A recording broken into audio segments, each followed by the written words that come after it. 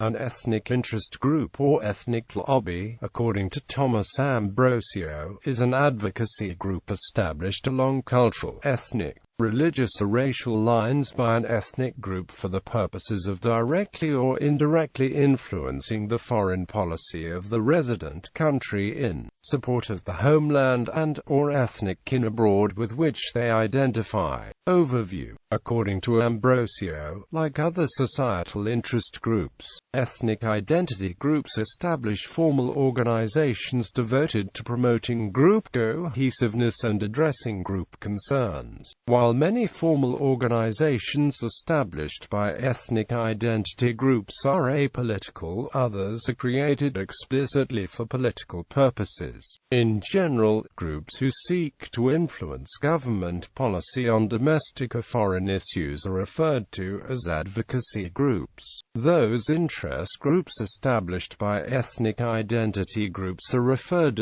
to ethnic interest groups. Characteristics.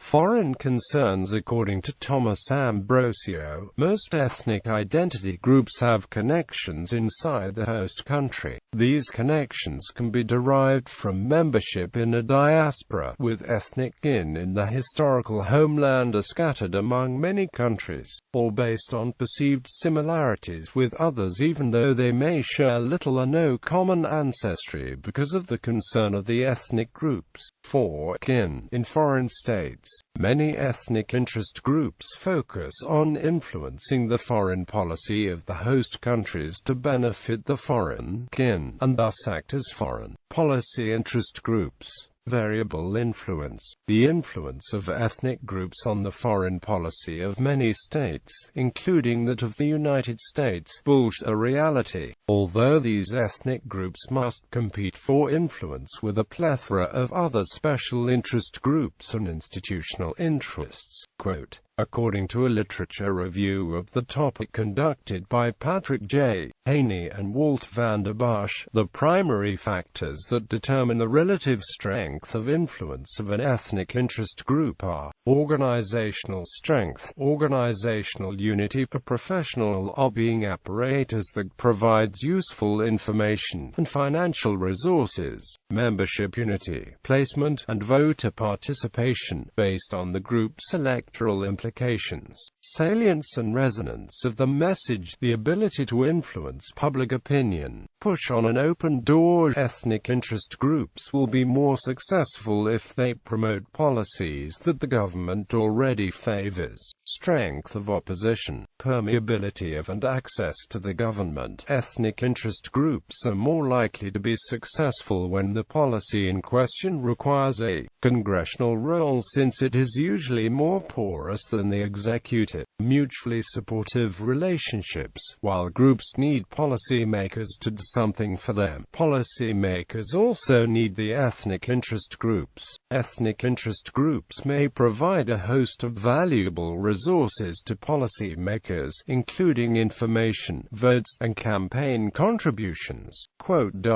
Discussing ethnic influence. Discussing the influence and proper role of ethnic groups in the formulation of foreign policy has often been difficult and contentious. This section first describes the typical characteristics of the debates which restrict the focus to the legitimacy of the harm caused by ethnic lobbies. The second section presents a response to simplistic debates of ethnic lobbies devoid of context, by refocusing on the identification of the interests of the broader community and then permitting or limiting the influence of ethnic lobbies based on their alignment within the interests of the broader context.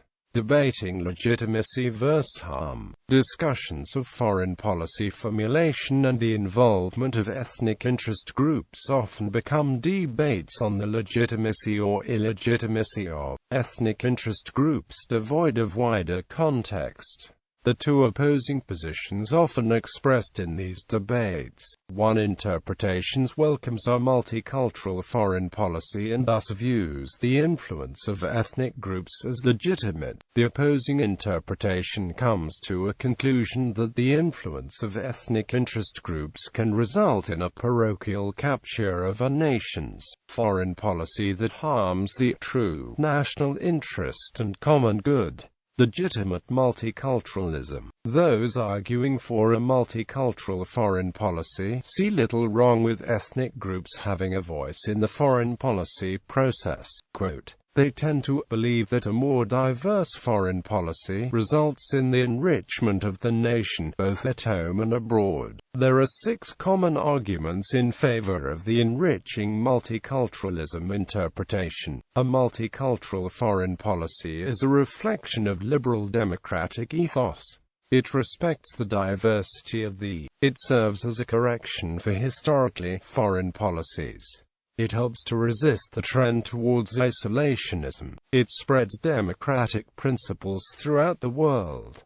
Ethnic identity groups can reinforce interests. Quote, harmful parochial capture. Those who argue against the idea of a multicultural foreign policy influenced by domestic ethnic interest groups often begin from a realist perspective and start with the premise that there exists objective interests that may differ from the interests of sub-state political actors. Thus, a tension potentially exists between national and special interests. According to this argument, ethnic identity groups may harm if these groups distract from the pursuit of its national interests or induce it to pursue a foreign policy contrary to its national interests. In the worst-case scenario, ethnic groups can effectively hijack the foreign policy process and use the strength for their parochial interests. There are 7 common arguments in favor of the parochial capture interpretation. Ethnic interest groups often put their own interests ahead of interests. They undercut the foundations of democracy. They may be agents of foreign governments. They promote an incoherent foreign policy. They prevent necessary changes in foreign policy. Certain ethnic interest groups are simply too powerful. They may get involved in conflicts where no interest is threatened. Quote, criticisms of legitimacy versus harm debates. Both stances, according to Ambrosio, are unrealistic. The uncritical embrace of ethnic interests in the formulation of foreign policy, as favored by the enriching multiculturalism interpretation, is problematic because it is fundamentally undemocratic because it allows a small minority to determine policy for the vast majority, just as it is fundamentally undemocratic to allow any small interest group to determine foreign policy. The traditional foreign policy debating process itself tends to moderate policies, that is, extremism will be more likely if the process is circumvented by ethnic lobbies. It is a recipe for conflict. If a policy needs to be determined towards a specific region where ethnic groups are in conflict, how do we determine which diaspora should effectively make foreign policy? Equally unworkable is the complete exclusion of ethnic participation in foreign policy formulation advocated by the parochial capture interpretation. It is fundamentally undemocratic to arbitrarily exclude certain groups from legitimate expressions of political preference. Trying to enforce a ban on ethnic involvement would be nearly impossible. Ethnic identity groups have ingeniously found ways around bans on ethnic mobilization. Many interest groups that support a specific ethnic agenda may argue that they are not ethnic specific.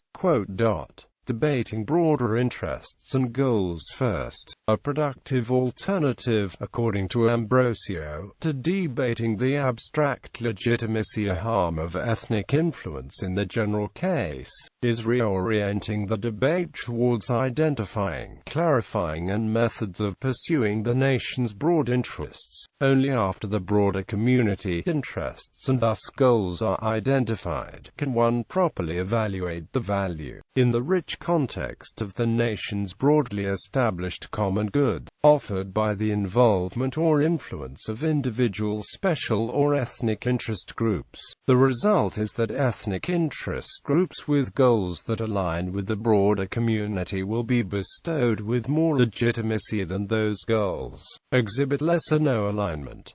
Ambrosio writes, "It should not be surprising that neither extreme amounts to what can reasonably be called sound foreign policy. Instead, a more sympathetic perspective of both arguments would result in differences over the range of legitimate influence by special interest groups, not over the influence itself. Indeed, the debate over the legitimate range of influence by special interest groups can be a healthy part of the political process. However, such a debate must always be focused on the end goal of defining, protecting, and advancing the interests of the broader community. Thus, it should not be the groups influencing the debate themselves that are the target for criticism or praise, but whether they are advancing the interests. Ignoring the broader community's interests is just as dangerous as ostracizing certain groups from the foreign policy process merely because they are based on ethnic identities.